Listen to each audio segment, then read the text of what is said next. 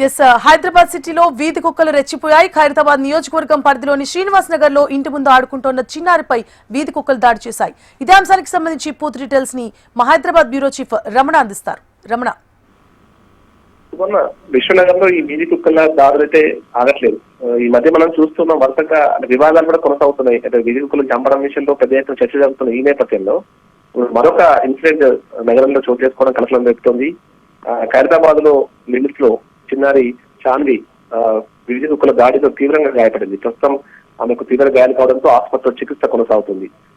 ఆ సమయంలో వెంటనే అక్కడ కొంతమంది స్థానికులు గుర్తించి వెంటనే ఆసుపత్రికి తీసుకెళ్లి ప్రస్తుతం చికిత్స కొనసాగిస్తున్నారు. అయినా అప్పటికి తీవ్ర గాయాలయ్యాయి. ఒక్కసారిగా మూకుమ్మడిగా దాడి చేసే కుక్కలని కూడా ఇట్లా వరుసగా దాడులు జరుగుతూనే ఉంటాయి. ముఖ్యంగా ఈ శునకాలను అంటే వీధి శునకాలకు సంబంధించి వారికి సంబంధించిన నిర్వహణ విషయంలో అంటే వారి శస్త్రచికిత్స చేయడం కావచ్చు, కుటుంబ నియంత్రణకు సంబంధించి అన్ని విషయంలో కూడా పూర్తి స్థాయిలో చర్యలు చేపట్టడం లేనటువంటి ఆరోపణలు వినిపిస్తున్నాయి.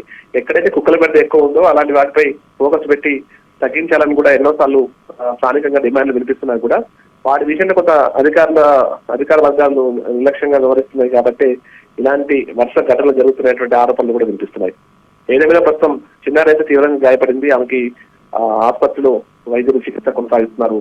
ప్రాణాపాయం లేదు కానీ చాలా తీవ్రమైన గాయాలయ్యాయి కాబట్టి కొన్ని చోట్ల కొంత స్టిచెస్ కూడా పడతాయి. సో నాలా పాటు ఆసుపత్రిలో ఉండాల్సిన పరిస్థితిని కూడా చెప్తున్నారు. Right, thank you for the updates Ramana.